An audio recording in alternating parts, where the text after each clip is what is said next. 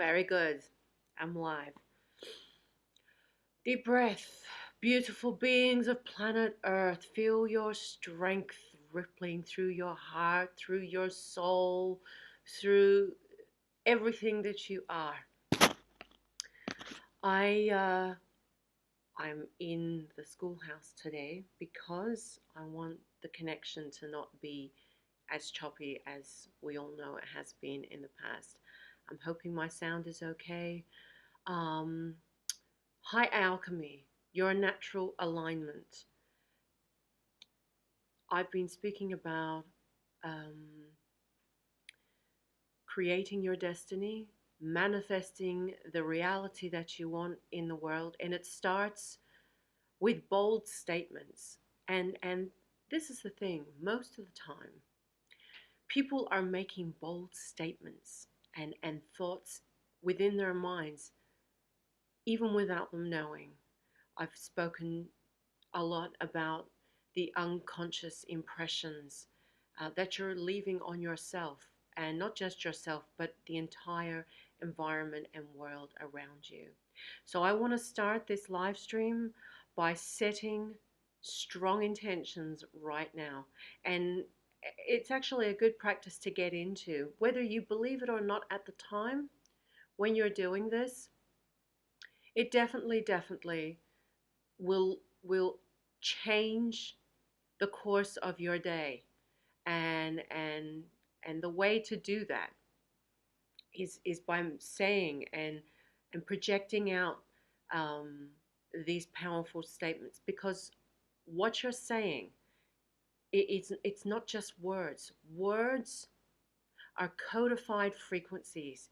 You are sending out emotional intent, energetic intent for how you wish to proceed forward with your day, with your time. And, despite everything that's happening in the world, you know, on both sides of the corn, both sides of the corn, you see, I've been out in my garden this morning. Both sides of the coin, I've been trying to say. Um, it doesn't matter. It is subjective and it is superfluous, and it is up to you how much you would like to involve yourself in that majority frequency. I call it the majority frequency because we see the current trends of, of where humanity is going. So if you're with me now, joining me now, let's say these together and let's mean them. Let's come together and join our energies and set out that beautiful intent. Set out the change in course of where we want reality to be. The more of us that think a certain way, the more we are changing the majority frequency. But only we can do it. And those, I don't even want to call them powerful beings in the world that are, you know, um, driving the wheel of where they want the majority. They know exactly what they're doing. They know about frequency, energy, reality. They know what they're doing. So if it's something that you do not want to experience, then you decide the course of action that you wish to take for your own frequency. So let's set the intentions together this morning. Let's take a deep breath in. Let's suck in that beautiful radiance of our cosmos. Feel the beautiful energies seeping through us, flowing. Take another one in. Feel the radiance, the warmth, the pranic energy moving through, the force of all that is, all that we are. And I want you to state to yourself, to the environment around you, to the energetic realms and all that is itself. I am always, always, always at the right place at the right time. I am a powerful, sovereign being. Everything that happens to me always, always, always happens better than I expect it to be. So let's say it again. Another deep breath in. I am always, always, always at the right place at the right time. I am a powerful, sovereign being of this existence. And everything always, always, always happens better than I could ever expect. So mote it be, so mote it be, so mote it be. So that is a good way, a very quick but very efficient way to start your day. You know, don't get convoluted within yourself as soon as you wake up. Give yourself a break.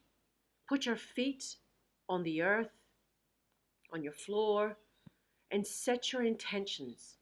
Do it when you're in the mirror. Look at yourself. Look at your sovereignty in the mirror when you're doing it. Look at yourself and tell yourself in the mirror. And it doesn't matter if you believe it or not. Eventually, you're going to believe what you're saying. And you are setting the frequency. You are setting up and building that foundational frequency that is going to determine how your physical reality plays out from then onwards. And so by you saying that, it's going to absolutely change the frequency instantaneously. But don't counteract it by second guessing it after. You know, let it go. Be easy on yourself. Be kind to yourself. You know, it doesn't have to be so difficult. We get so caught up in what's happening around us, what's playing out around us. Don't get lost in it. It's all smoke and mirrors. It's all theatrics. It's all dramatic. It's all a drama playing out.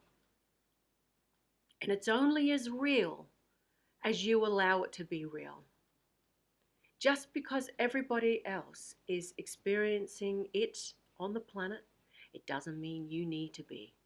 And let me tell you this, you have to remember that those of us in the Western world are only one portion of the rest of humanity.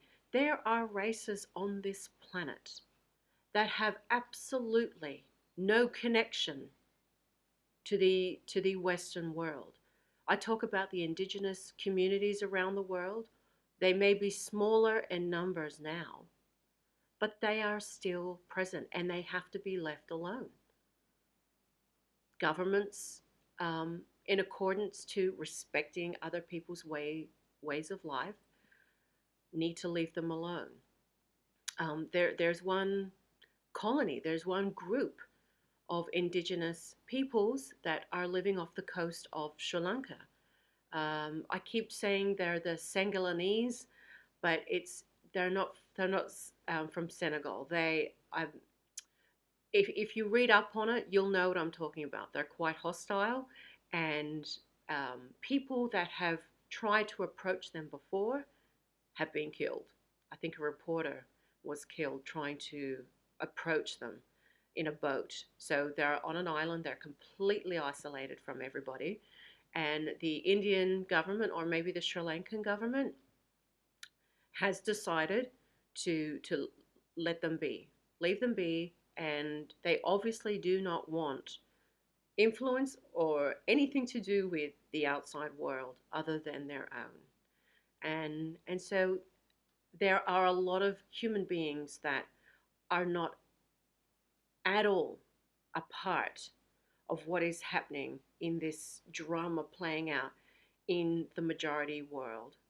So I love knowing that there are communities and peoples of our world that have the privilege of not being a part of of everything else that is playing out. So, you know, so those people are absolutely engulfed within their own realities, within their own lives. And you can be too. But it is your choice. And it's your choice to what you decide to put your face in front of, what you choose to look at, what you choose to listen to, what you choose to talk about, what you choose to read, all this is going to influence the way you project your life outward. So it's up to you how much, or filtering, I should say, filtering what it is that you are seeing on a constant day-to-day basis. And I know, living in the Western world, I'm living in Australia, I need to be absolutely dedicated, consistent, and committed to creating the life that I wish to see for myself, because almost everyone around me is absolutely influenced by the majority frequency. And I tire of hearing about it, reading about it. I don't usually, but it's at the point now where anything I see on it, even on YouTube, you'll see these. I'm not even going to address it because I don't want to acknowledge it, but seeing these suggested videos, they're trying to divert your attention to this and to create um, an emotional response, to create an emotional response. And it's, to those of us who work in the energetic realms, it is so obvious. It is so obvious that this is how it's playing out. So, your natural alignment. If you feel you are not doing or not experiencing something that you like, something that you want to be a part of, then only you can change that. And when you say, oh, but I have no choice, if you say that, those exact words, you don't have any choice. But you need to change that and say, well, yes, I do have a choice. Yes, I do have a choice. I absolutely have a choice. You have a choice. And it's only you that says they don't. I mean, you could be in the most constricted environments, but you still have a choice. You still have a choice. But if you believe you don't, you won't. That is the beauty of our existence and the beauty of what the Most Radiant One has implored to us, giving us the choice to believe or not to believe. And so it is up to you. It is up to you, and that's all there is. In the most simplified way of explaining, that's all there is to it. That is how powerful you are as a sovereign being, as a human representation on this planet Earth. That is how simple it is. It is entirely your choice. And you cannot point the finger at people, or feel like you're a victim, because there is a conscious participation in the thought processes getting you to that point, getting you to that place that you're experiencing at that moment. It is absolutely, I want to say, even if it is unconscious and you're not aware of it, it is entirely conscious, because it's playing out in physical reality. So, so it's, especially in these times, we are in unprecedented times, transcendental times. Yes, we are. And it's a highly dynamic, highly extreme, contrasting of times. And I love that. I love the dynamic energies that are playing out.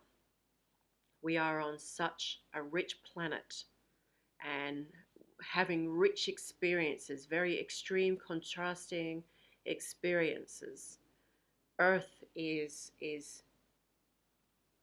such a conglomerate of an infinitesimal amount of experiences and learning experiences, and the progression we can make for our own soul's evolution, our own existence's evolution is is just indescribable. It's extraordinary how much progression we can make. So that's where we are. That's where we are. And I know for me, speaking from personal experience, um, I like a simple life. Simple doesn't necessarily mean easy. Easy as in my outlook on life is very simple, but I am doing a lot of challenging work for myself. But the passion overrides any challenge that I may face. The passion of what I'm doing overrides anything else. I am so passionate about creating an Eden on this planet. I'm so passionate about creating life that no matter how hard the work may seem to be physically, I don't feel it. I may be huffing and puffing, and I was yesterday, but I don't feel it. I feel the reward of seeing that I've created more life.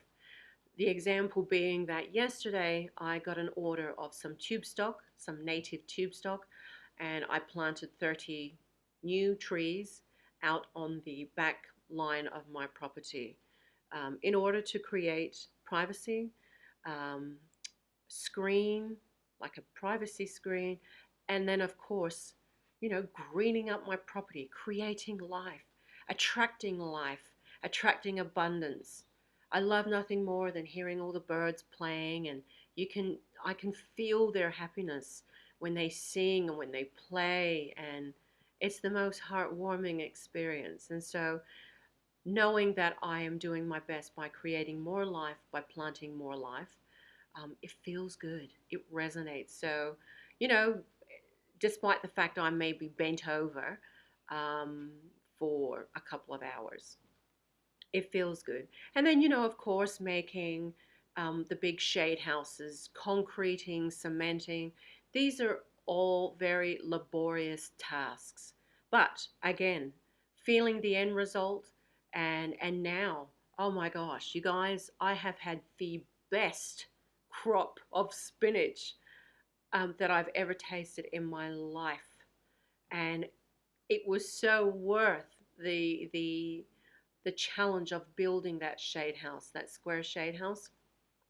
You can actually see my spinach on my latest blog. I posted a blog on my website yesterday, and you can actually see how good my spinach looks. I've written in the caption, it's been Frankenstein, because there's so much love and attention and care brought to that spinach and that bed in general, that my plants are delicious. They are so delicious. Dima knows it because she's always in there eating grass. She's a little unwell this morning. I'm not sure what's going on with her. Um, she's got a bit of a sticky crop, but then also she may be struggling with pushing an egg. I've tried asking her. She just wants to be left alone. She has been eating a small amount, but the chooks love that shade house, and she loves that. She loves that spinach. She knows a good thing when she tastes it. So she's been a little bit of a delinquent because anytime I let her in, she will eat my spinach first before the grass, and the other girls, the other chickens watch her, and they do the same thing. So yeah. So I've actually yesterday, besides planting out this tube stock, I planted more spinach. So I've reconditioned a bed inside the shade house, and I've planted more because I am eating it every single day. I cannot tell you how lovely it is to be eating your own delicious, healthy, organic produce. And when you grow your things under the right circumstances, the yield is better than you expect. Just like the intention we set at the beginning of this live stream. It this spinach is just unbelievable. It's so good. And any other gardener who is into permaculture, who is into nurturing Mother Earth, can understand and totally empathize with what I'm saying regarding this abundance. It is a phenomenal experience when you get to eat the most delicious crop of fruits and vegetables. For example, my parents, they've got this three grafted fruit tree, apple tree. So they've got three different uh, varieties of apple on this one tree. They had the most delicious crop of pink ladies that I've ever experienced in my life. I watched a little documentary a while ago. I believe it's in America. I'm not sure, but there is this apple that they are again trying to Frankenstein to make it the most delicious apple and sweetness and crunchiness and flavor possible. I think they actually have it. I forgot the name of it. Is it Cosmic Crunch? It's something like that. And I this is how I feel about this pink lady. Everybody that my dad gave a bag of apples to, because he gave a lot, everyone has said the same thing. Um, it's just the flavor. I don't know what happened, and he doesn't know either, because we've had crops before on the same tree, but they have not tasted as good as this. We don't know what's happened, whether it's been a lack of rain and it's triggered something within this apple tree, but they are phenomenal. The best, and I'm not an apple eater so much, especially in winter, because it's so cold to eat cold fruit.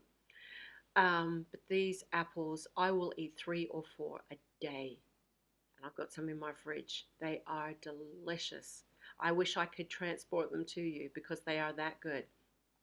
So I have taken some apple seeds off the pink lady, and I'm hoping to germinate those. And when he is ready to prune the tree, I will take some cuttings and try my hand at germinating some roots from cuttings.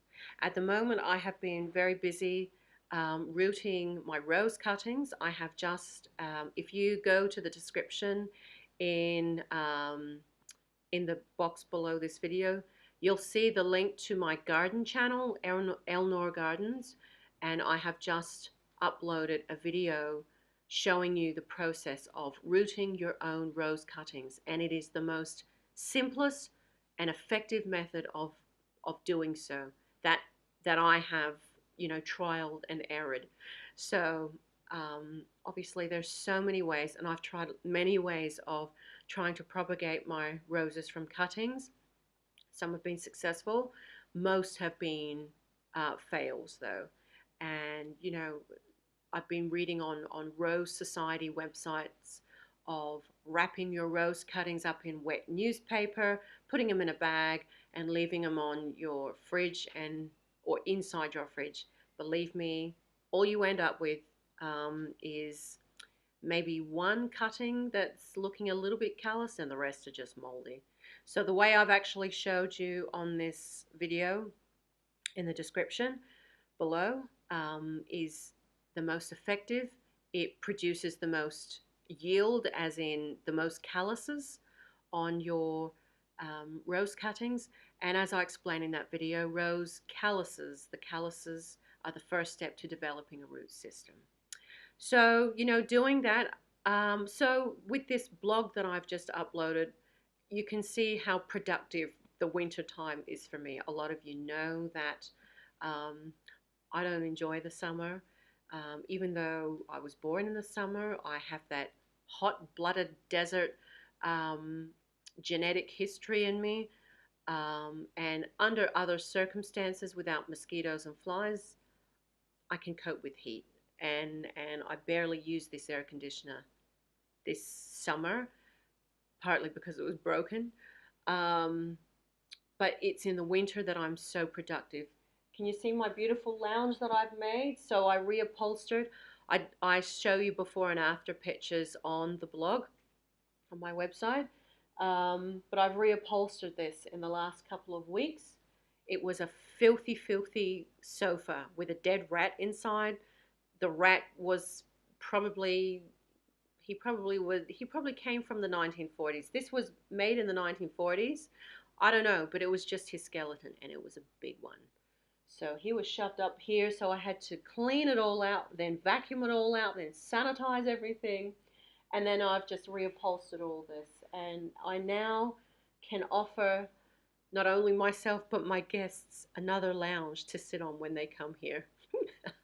So we've got some funny stories of when my guests have they sat on this when it was partially done. Oh my gosh, it was so funny because they ended up almost on the floor. So a little bit of surprise. So this is what I mean,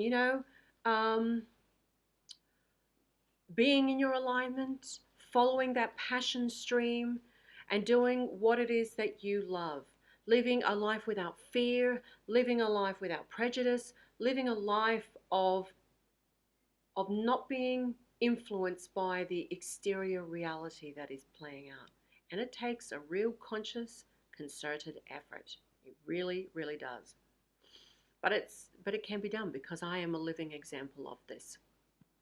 So that's where we're at, and this is why I like to talk about it, especially at this time, because people need to hear other options, other ways of thinking, and seeing for themselves other ways of living. And it doesn't have to be difficult. You can have a beautiful, very abundant, very fulfilling life on this planet Earth, despite what is happening around you. So that's where we're at. Deep breath. People of Earth, just checking in with you guys to see who is around. Greetings all. Hi Nethery. Hi Jamil.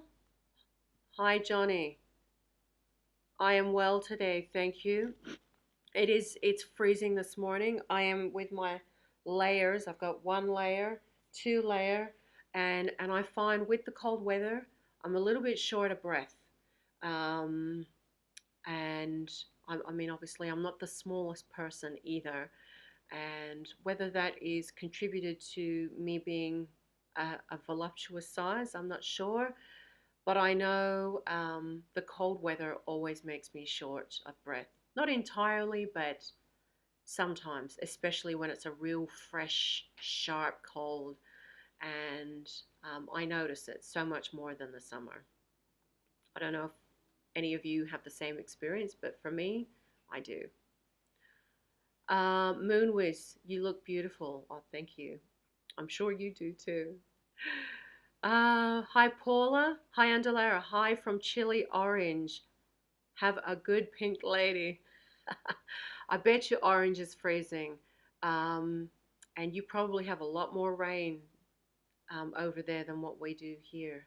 So it sounds nice over there actually. Hi Moonwiz. Hi Joey. Is that a picture of Jesus behind you? Yes, it is actually.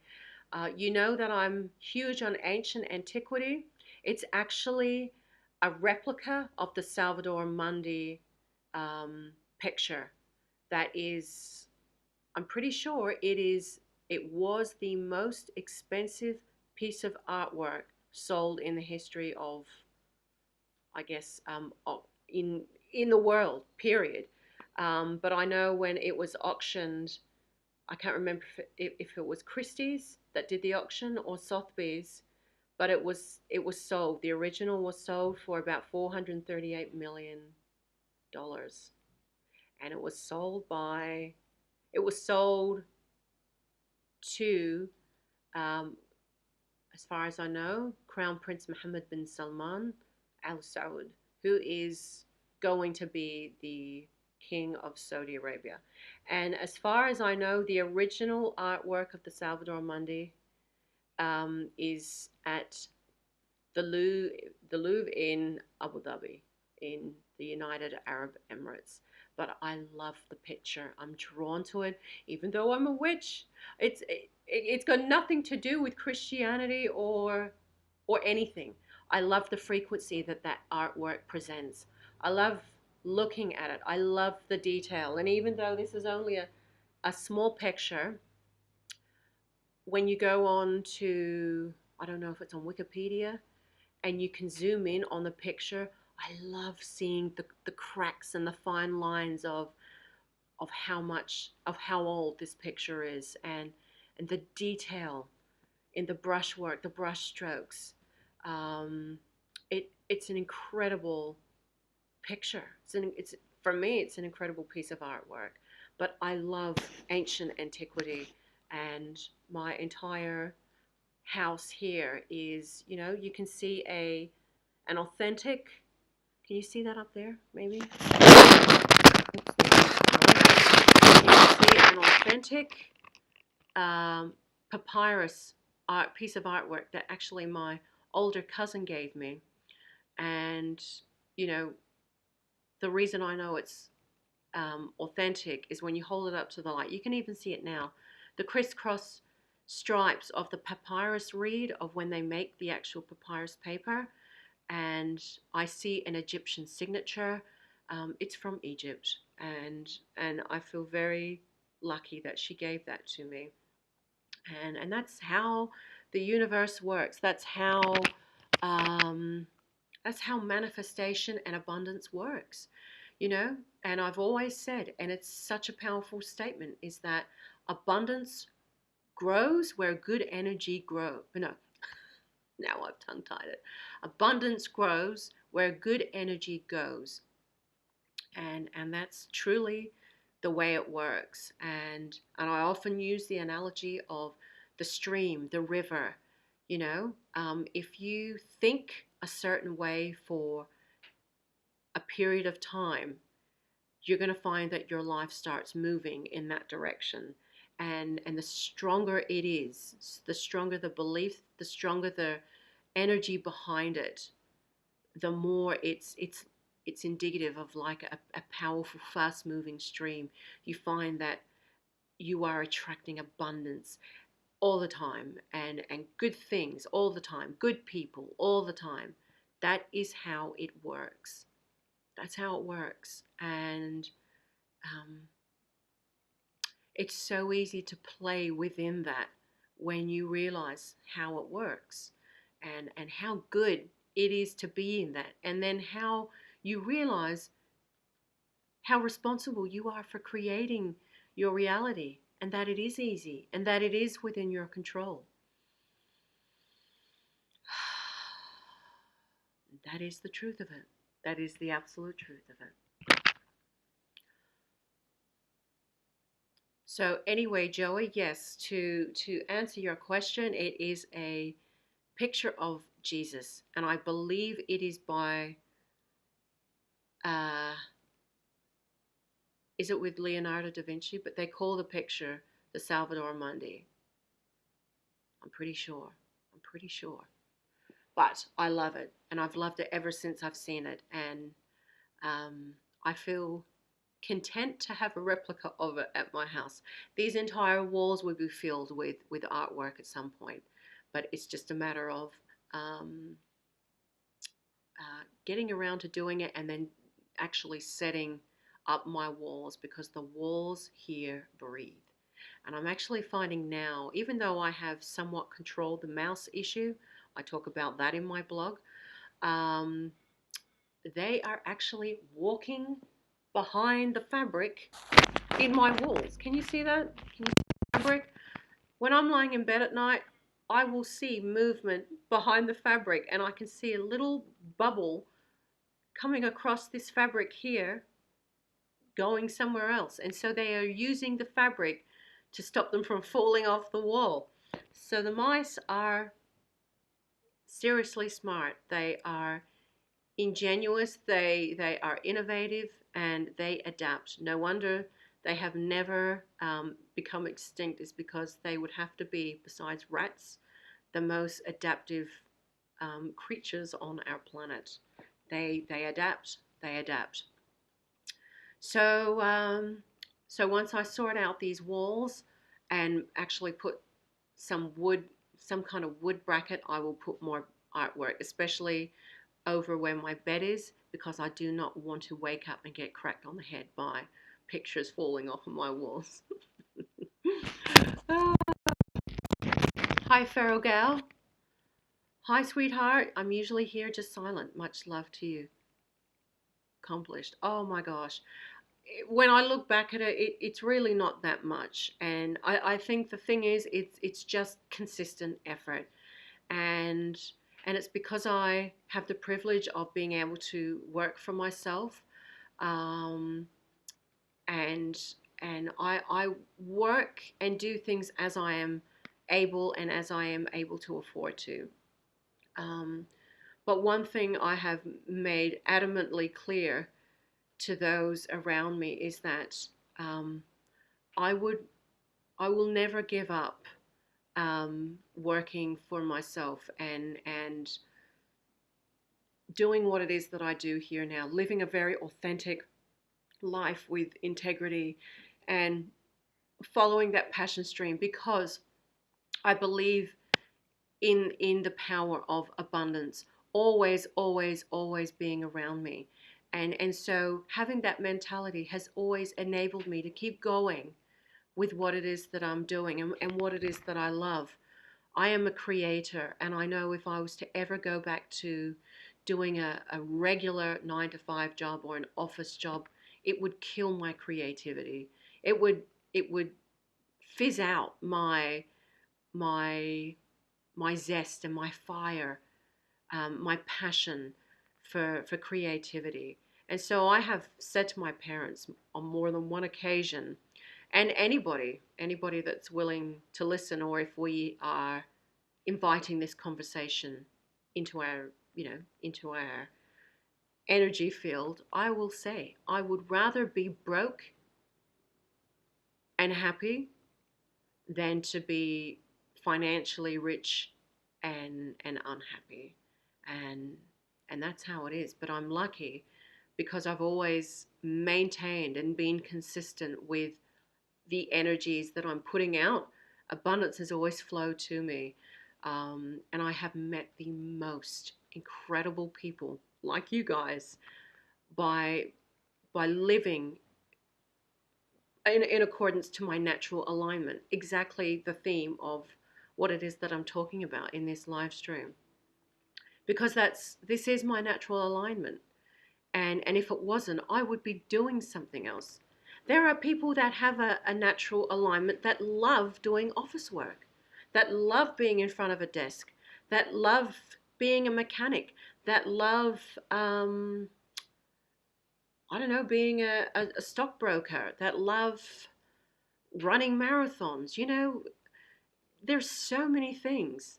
Um, but it's such a personalized, private choice that if you were meant to be doing anything else, I believe you would be doing it. I believe you would be doing it. And for me, this is my truth. And it's a rich existence. It is a rich, fulfilling, abundant existence, especially to see the small rewards of my, the fruits of my labor, basically, and to taste that and to eat that and to experience that. I've put in so much love and time and nurture and care into the earth, and then to reap the rewards of that and Mother Earth giving me that abundance in return.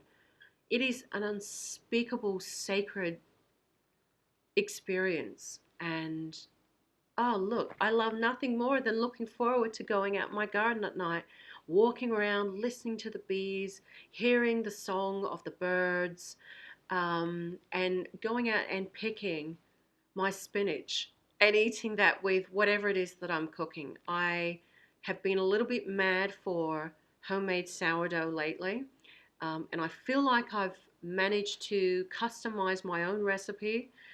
Um, and I love nothing more than to eat a piece of sourdough or a couple pieces, depending on how I'm feeling, with sauteed spinach and sauteed broccoli. Oh, that's Moorish to me. It's delicious. With some butter. I like to saute it with some butter, some spice, a little bit of soy sauce, just a dab.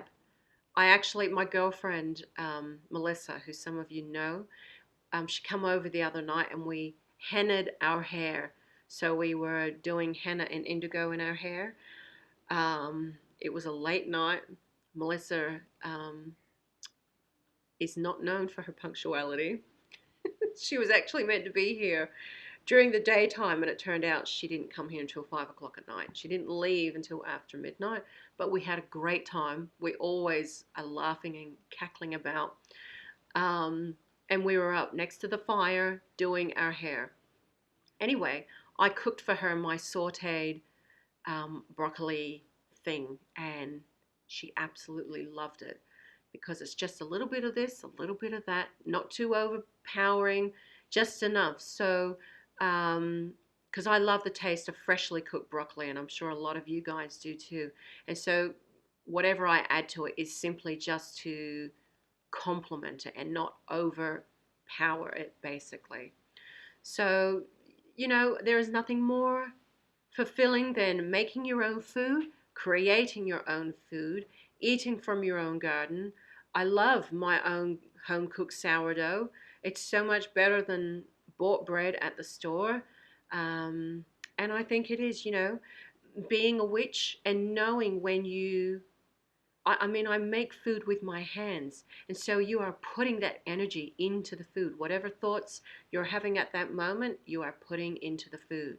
So, if you are going to make your own food, to be conscious of how you're feeling when you're making that food with your hands. And believe me, it may be a plain bread or, I don't know, boiled eggs, but they taste better, and I know without people even knowing, you know, um, things taste better. I mean, my little nephews and niece once said to me, "Oh, look," and it was very cute. It was very funny, actually. I they had mentioned just a small comment, and they were only little. They're only at that time they're only maybe 6 and 8 or something like this. And they had just said, "Oh." I could hear them talking to themselves. Um, don't you love Auntie's eggs? Whose eggs do you love better, Auntie's or Mum's? And they said me, Auntie's eggs. And they're only boiled eggs. So, I just think, I don't know.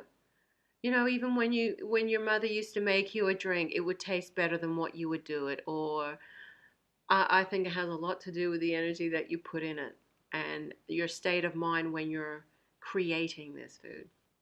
So, yeah. Hi, Gokota. I adore listening to bees and birds in my garden too. It is sublime, absolutely.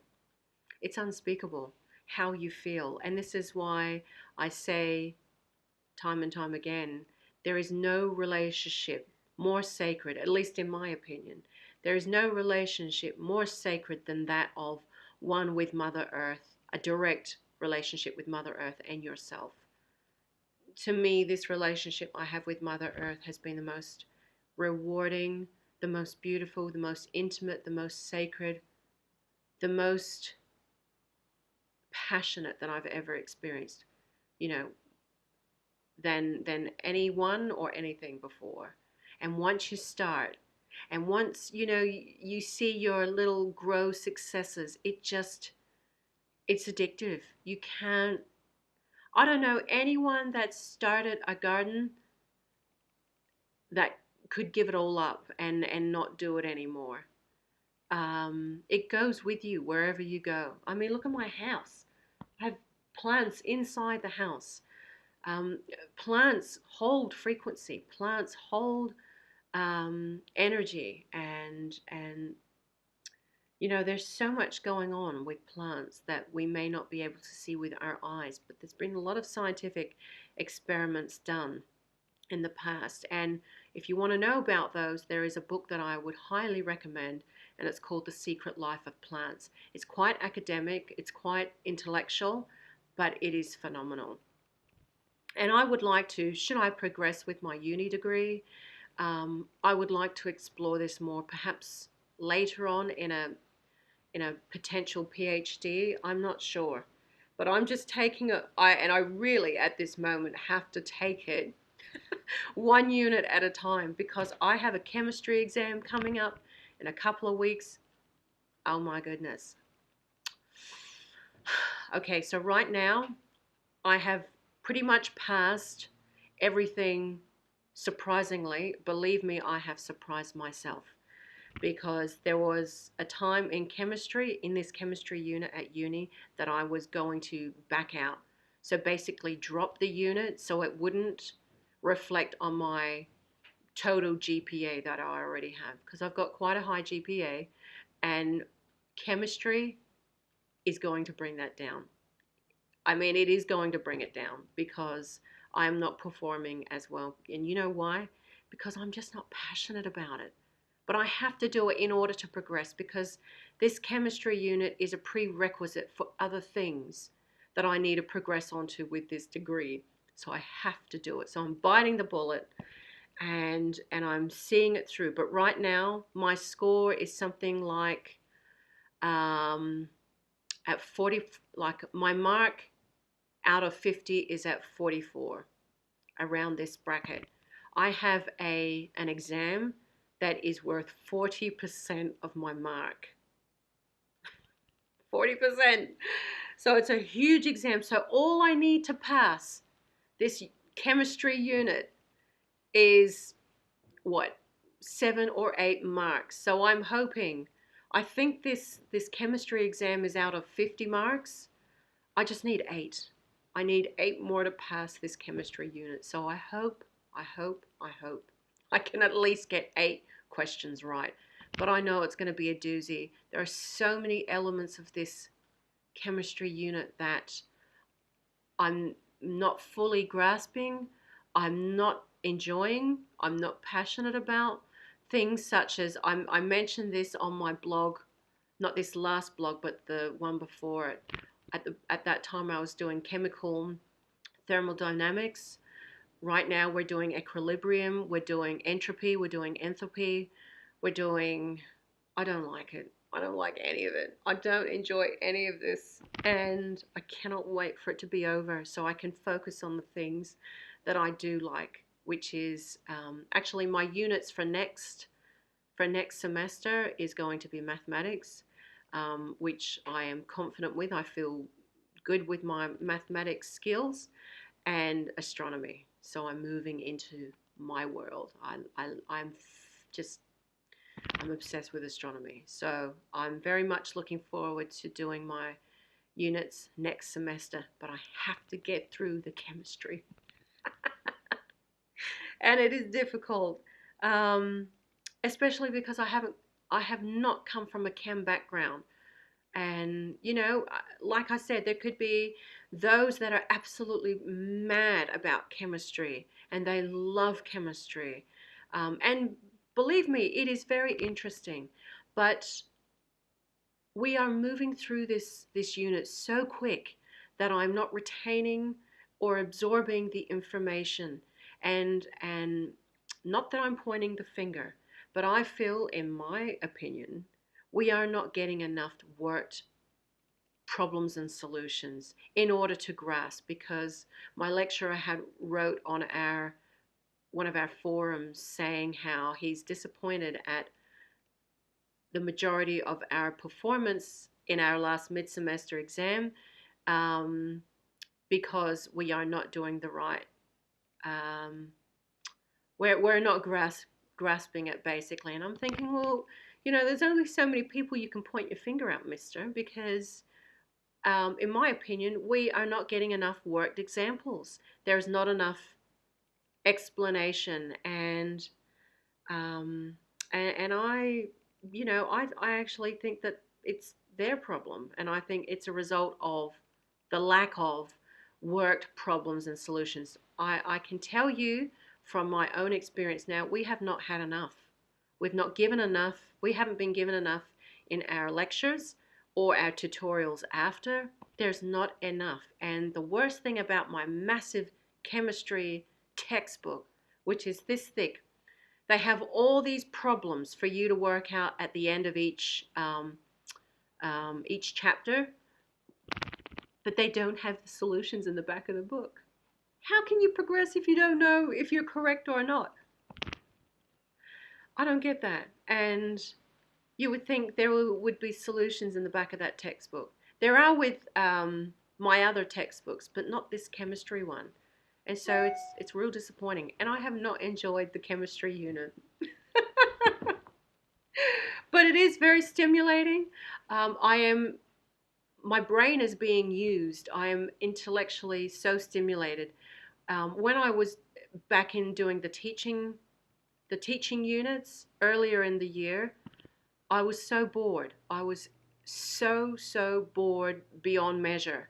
Um, I couldn't even find the motivation to do the coursework, and that's dangerous for me. If I'm bored, I cannot do something. I just can't. I just cannot. And even as a um, young adult in my not even early 20s, maybe 18, 19, 20, I couldn't keep a job because I was so goddamn bored. At any job that I got, I wouldn't last longer than a couple of months. I would be dying with boredom. And so the only way I can have resonance and alignment within my being is doing something I am completely passionate about and something that I love.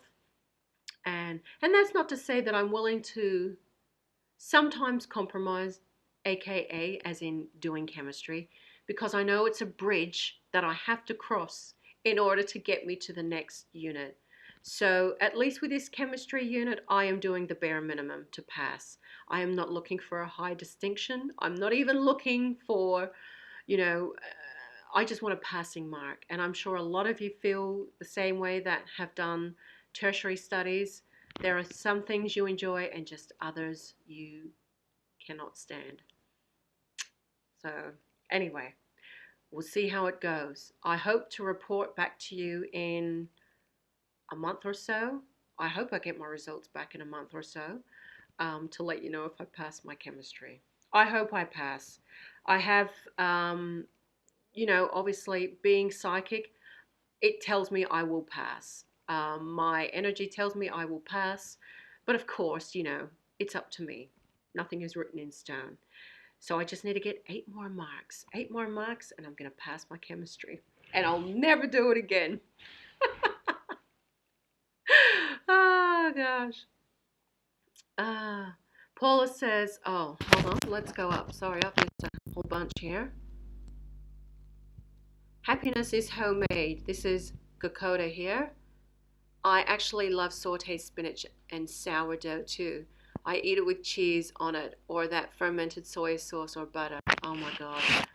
I'm glad you empathize because it's Moorish. It may be simple, but it is just, there are no words. It is just hearty, wholesome, good food. Food for the soul. It's so delicious, isn't it? Paula says, Andulairah, do you play the harp? I've started lessons late in life. Yes, I do play the harp, but I am quite a novice because playing the harp is unlike any other instrument that you may learn. Half of the challenge is learning how to position your fingers. This is a 22 string harp, but I am still a novice, and I'm not practicing. I'm not practicing as much as I should be at the moment, but because I've got a string that's busted. In the summertime, I found my strings were busting, so I've already replaced one. I'm going to have to go to my local harp dealer on their website and ask for, I'm pretty sure it's a B string that needs to be replaced. So, but I love it. There's nothing, playing in the scale of A42. Sometimes I actually just love to put my harp out in the wind. I have posted that on my Instagram before, and I let the earth play the harp for me and alkalize and condition the wind that's passing through the area in A432. There's no other more flawless harmonic frequency than A432. That is the sound of existence, sound of the cosmos. Hi, Cedar Man Magic. Good on you for riding the bull and getting through your education. I myself am studying Mandarin Chinese at the moment. Love learning things. Oh my gosh, that would be so amazing learning Mandarin. I can't imagine how um, you would be challenged, but the stimulation and the intellectual capacity you would need to retain things like that, it's so worth it. And I have enjoyed aspects about the learning of chemistry because I understand, you know, things with chemistry now, whereas, you know, before I wouldn't. When I first looked at our um, syllabus, like our coursework for the unit, and seeing some of these examples, it looked like Chinese to me. Like, you know, seeing the Greek symbology, it just looks so foreign. I thought, how am I going to get through this? So it's been a real stimulating challenge. And although I'm not passionate about it, I have I have enjoyed the intellectual stimulation part of it. I would much rather this and whinging about how hard chemistry is than being completely bored out of my brain like I was with the education unit because it was too simple for me. And I'm not discounting, if you're passionate about being a teacher, then you have to do it. But um, it was so hard to get through that coursework because it was so mundane to me. And I knew I would struggle with it. So I pulled myself out of it before I started incurring um, some real. I pulled out before I got in too deep. Hi, pretty. I love hearing your vlogs. You are such an inner and outer beauty. Oh my gosh, you're so sweet, you guys. Actually, you know what? Um, there are some people, not so much recently, but believe me, there are some people that can still be really horrible online. And although um, I understand that it's something that they need to go through, sometimes people can still be pretty awful. Um, but, you know, it used to actually, when I first started on YouTube, I had a lot of hate um, and it used to affect me. And I think because I let it affect me, I was perhaps attracting more of it. I was sensitive to it. When you first, I mean, look, YouTube back in those days was so different. And then putting yourself out, you know, in public, you're gonna get it. But now, you know, as I've matured and grown, and I've been public online now for so long. You, I mean, you don't even. I read these things, and then if they, I just delete it or block the person. Why would I allow someone to talk to me like that when I know it's not true, and when I know they're just wanting to lash out and be awful and to be horrible? Um, I send them blessings and wish them well because they obviously need the blessings more than what I'm needing them. So I'm happy to pass out good energy to them and hope that they can find some respite and some peace within themselves. But it does happen. And this is the thing, people would never say this to your face. And this is why a lot of people feel they can just hide behind their keyboards and get away with, you know, saying how they feel without any conscious thought of how it could ripple out and have someone else react to that. So it can create a rippling effect um, because, you know, people either they don't want to be nice or they're just lazy and do not have good mental cleanliness, do not have mental clarity, and just a bad habit. Perhaps it's a bad habit for them to be ugly with what they write and what they say. I don't know, but that's not my issue to worry about. So it does happen periodically, but not often because I don't care about it anymore. Hi, Athena. Hey, love, good luck on your exam. Been a while. Hope you're well. I have been living with a flying squirrel that found its way into my home. I've been feeding and sheltering it for almost 2 months. Oh my gosh, that's the cutest thing. Squirrels, I guess we do have them here in Australia, but we actually have these things called sugar gliders. And I don't know if this is, would you say, a flying squirrel? I wonder if they're kind of related. So these sugar gliders that we have, so basically, it's they fly from tree to tree, and when they open their arms and legs, they have a huge skin blanket, which I guess are their wings. It's like a parachute. What do you call that? Like when you base jump, and you have the parachute skin on either side of your body. It's like that. So I'm guessing a flying squirrel is that. That's what we call them in this country, is sugar gliders. We've got a lot of beautiful and strange little exotic marsupials here in Australia, and they're pretty cute. And I don't know, when I look at a rat, because believe me, I've seen them often around my house. Um, they kind of remind me. I mean, obviously they're not marsupials, but they are mammals. Rats do not have pouches on them, I think. I don't think they have pouches. I know platypuses do. I know possums do. I've got to brush up on working out what's a marsupial and what's not.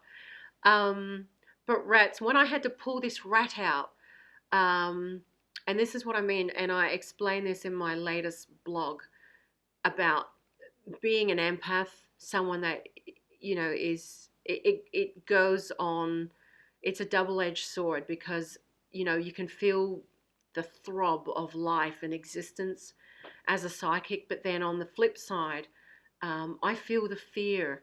I'm not a, I feel it so much I can almost smell it.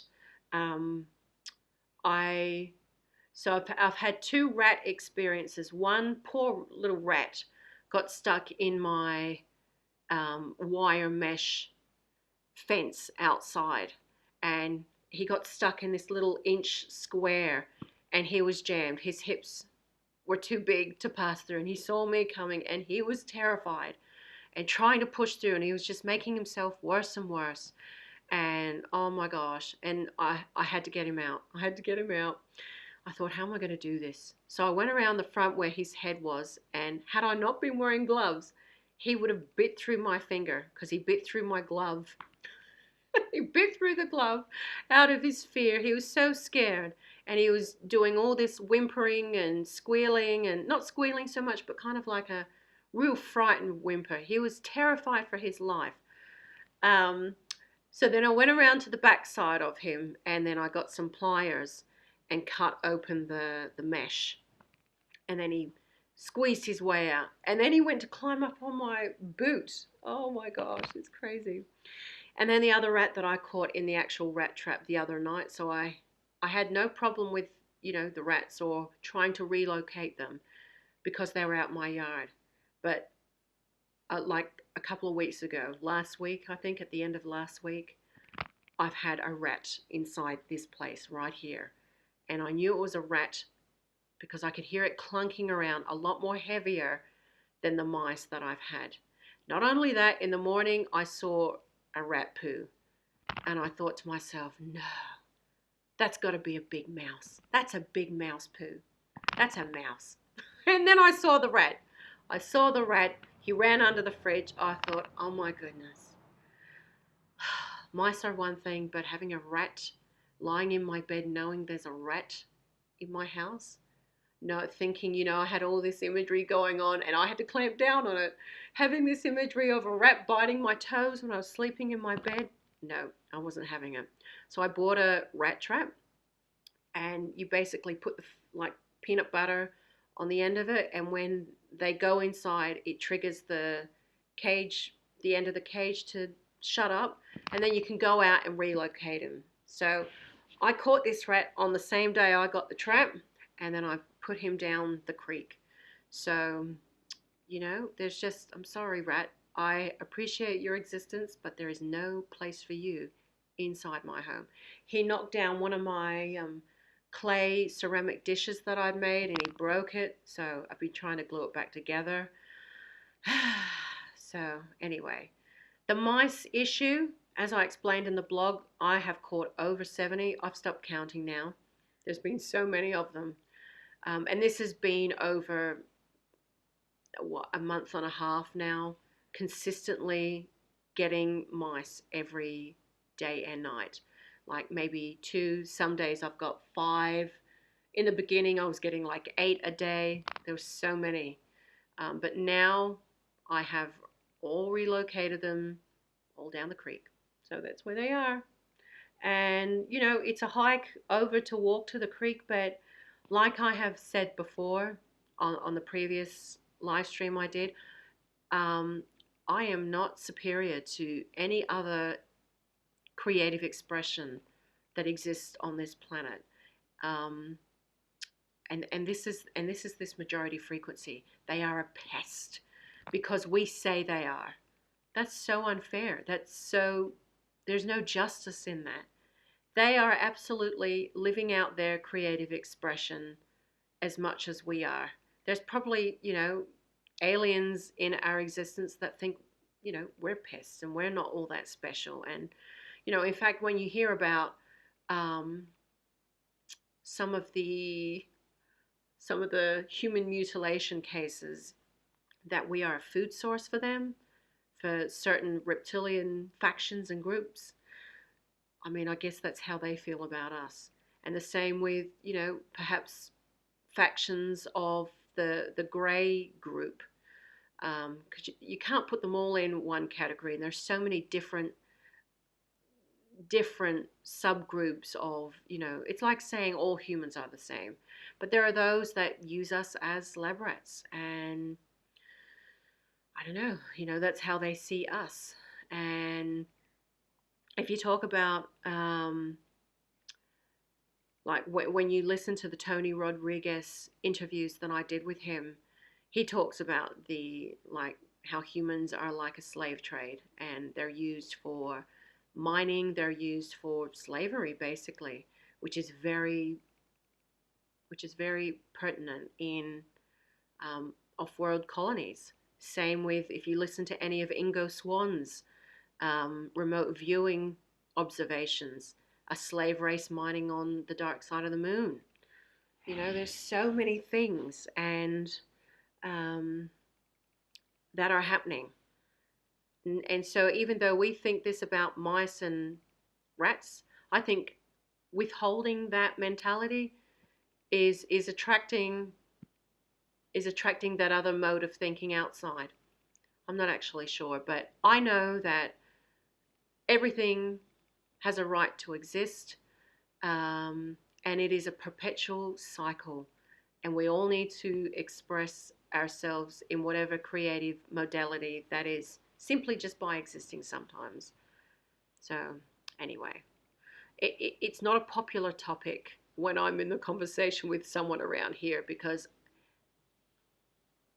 everybody that I have spoken to about this, oh, kill it, get a bucket of water and let them drown and walk away. I'm just like, that is so unethical, and it is so, like, it's so selfish. What gives you the right to do that? What gives you the right to do that? Anyway, so yeah, I don't often talk about the mice and rat issue with local people around here or local friends, because I know I'm going to be met with resistance. But if they were an empath, if they were a clairvoyant like I was, perhaps they would have a little more empathy and could see from their perspective at how terrified they are and how frightened they are of the human species as it is. You know, perhaps they would stop what they're doing. But, you know, most of the time their decisions are out of ignorance. But that's how it is. That's how it is. At least it is around here. Athena says, oh, okay, sorry. No,